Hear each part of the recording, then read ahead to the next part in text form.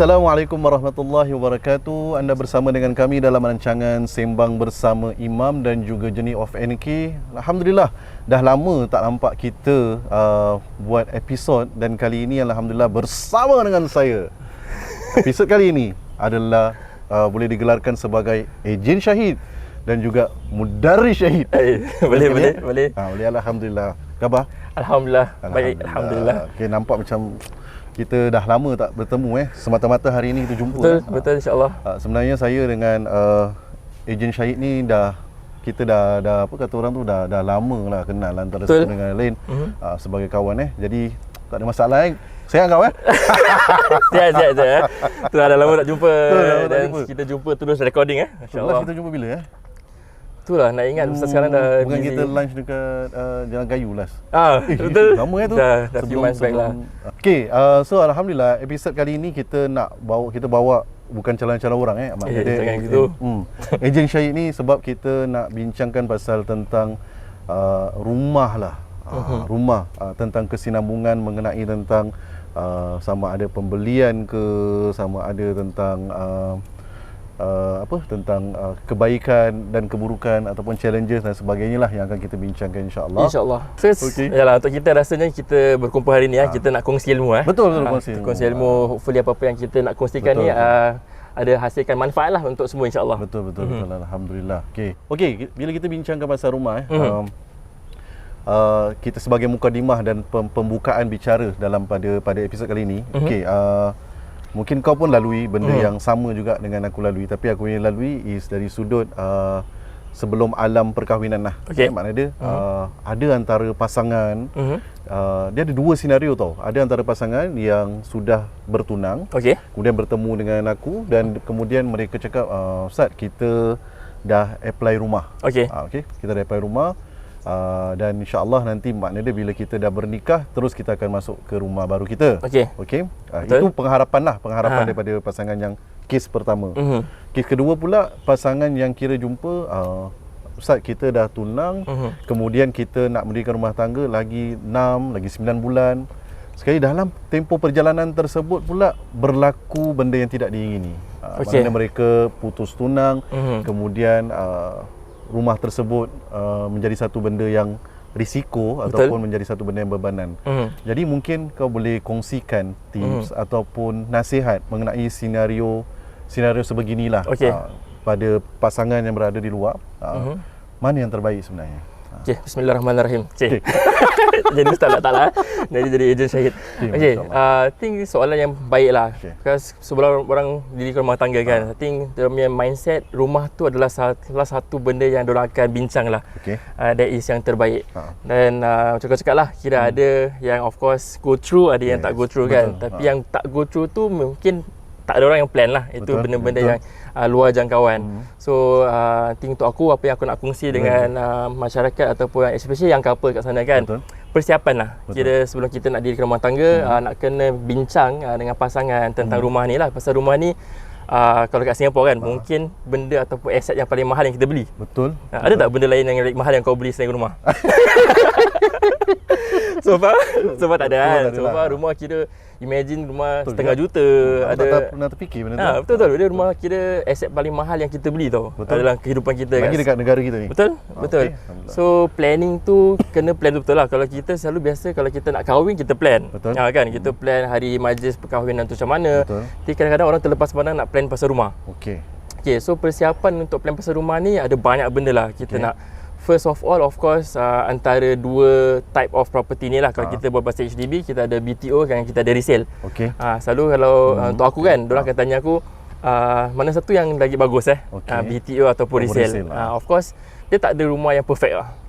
Kita nak kena weigh down lah dia punya pros and cons. Mana yang lebih baik untuk kita punya family, untuk kita punya pasangan dan seterusnya lah. Yang perfect hanya di syurga. Betul. Masya Allah. Tengok betul lah. So selalunya diorang akan tanya which one lah bagi bagus. Aku selalu bilang diorang dia tak ada perfect. Kau nak kena tengok lah weigh down mana yang lagi serasi, mana yang lagi sesuai. mungkin dalam rancangan ni aku boleh share sikit boleh ya? Boleh kongsikan. Boleh ya, kongsi Inilah sikit benda yang sangat-sangat kita nantikan. So pasal aku rasa ilmu ni untuk aku sebelum aku masuk industri ni, kita main beli je rumah. Betul. Kita tak adalah fikir sangat BTO resale mana lah, yang penting ada rumah untuk tinggal. Okey.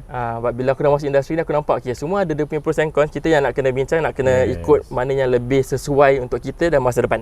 Maknanya kita kena letakkan kita punya kriteria. Betul. Apa yang kita inginkan dengan apa yang benda yang datang tu lah. Betul. Betul. Okay. So let's say kalau BTO kita buat pasal BTO, kita punya background pun macam BTO sikit kan. Betul. So kalau BTO of course dia ada dia punya advantage lah. Dia punya pros meaning kalau kita beli rumah tu harga dia lebih rendah. BTO pasal dia kan subsidized dari HDB. Then after that kalau beli rumah BTO ni pun rumah baru. Kira rumah ni tak pernah orang tinggal. Fresh. And then bila kita masuk, kita masih ada 99 years. Okey, 99 tahun lah. Kat Singapura kita tahu kan kalau rumah kita beli HDB is 99 years lease lah. Betul. So dia beli you masih ada 99 tahun lagi. And then renovation pun biasanya BTO tak perlukan banyak sangat lah. Pasal you tinggal tambah. Dia tinggal tambah. Tu semua kira dia punya benda-benda yang positif tentang BTO. And then BTO pula of course dia ada negatif juga. So negatif dia dari segi dia punya cara nak dapat rumah BTO ni, kita kena ballot. So ballot tu kan kita undi. Betul. So maknanya tak semestinya kita akan dapat unit yang kita nak. Betul. Tu kalau unit yang kita nak. Kalau nombor pun tak dapat. Ada orang kira ballot tak dapat terus lah. Ada orang ballot tapi nombor dia keluar jauh. Mungkin dalam satu building tu rumah 4 bilik ada 200 je. Tapi nombor dia tak sampai pun. Mungkin lebih lah. So dia lebih daripada 200. Lebih 200. Dia tak diberikan peluang untuk ballot pun lah, undi lah. Ballot pun. So nak kena tunggu the next application. Kira macam kalau main Uno macam skip lah kira. Betul. Satu analogi yang paling baik daripada Ustaz Ariel lah. Itulah. So kena skip. So bila kena skip tu, then of course dia punya perancangan kalau tu. dia skip, dia dapat peluang tak untuk macam dapat priority kepada next punya? Tak ada priority, cuma masih first timer lah. Maksudnya masih first timer. Masih priority tu tetap sama, cuma nak kena tunggu the next opening lah. Dalam 1 tahun biasa HDB kalau rumah baru ni dia buka dalam 3 kali. So dah nak kena tunggu dia punya application. Tu yang mungkin akan jatuh kepada negative side dia sikit lah. Kalau kita apply, ballot tak dapat. Mungkin perancangan tu pun dah kacau sikit lah. And then next one, kalau BTO ni dulu sebelum COVID, dia punya persiapan dia 3 to 4 years lah. 3-4 tahun. Sekarang because of COVID ada yang development lah 5-6 tahun. Baru siap tau. Lagi lama lagi. So imagine kalau kita nak kahwin tahun ni lah 2021. Tapi rumah cuma akan siap 2027.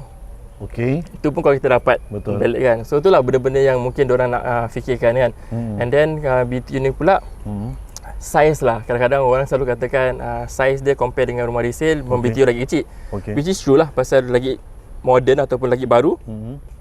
Rumah tu misal lagi kecil sikit lah. Pasal size kat Singapore ni kan dia makin mengurang.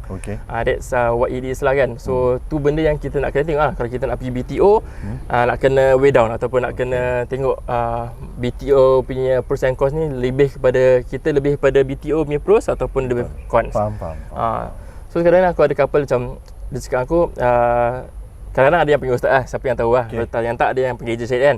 So cakap kalau kita nak dapat rumah kan berapa lama, kadang-kadang proses dia tak tahu berapa lama. So dah cakap kalau BTO sekarang mungkin 5-6 tahun, ada yang 3-4 tahun. So ada yang datang cakap kita nak dapat rumah dalam 6 bulan boleh tak? Pasal kita betul-betul nak sebelum kita ready rumah tangga, mungkin planning lah. Mungkin tak ada tempat tinggal lepas tu kan. So kalau gitu maknanya BTO dah out of the question already lah. Pasal dia punya timeline dah tak meet. So sekarang resale pula. Resale. So kalau rumah resale sama juga, kita ada pros and cons semua resale. Kita pergi yang benda yang pros dulu So pros saya pergi resale, tadi kita dah katakan kalau BTO dia size lebih kecil kan. So resale kalau rumah lama-lama sikit, mungkin rumah tahun berapa tu? Biasa 90 tu ke tahun 2000 gitu terbaik lah. 1990 to 2000. Dia punya size is good size, and then dia punya age pun masih okey lah. Kira tak tua sangat, tak muda sangat. Cuma kalau dia dah 2005 ke atas dah macam BTO juga. Pasal dulu pun diorang BTO. Betul. Kalau 90 ke bawah size besar, cuma dia rumah lama. Oh. So nak dapatkan info tentang umur rumah, umur bangunan tu dekat mana? Boleh contact ejen Syahid lah. Oh, Taklah, dekat HDB boleh check. Boleh check. HDB ada this website dia call HDB Map Services. Boleh just tengok situ lah. Okey, umur dia berapa rumah tu dah berapa tahun. Okey. Good advice, alhamdulillah. So rumah resale, rumah dia lagi besar lah. Technically kalau rumah tu mungkin sebelum tahun 2000 tu besar lah. So kalau orang yang nak size, diorang akan bila kita cakap pasal besar, kita nak analogikan kepada orang yang sedang menonton ni.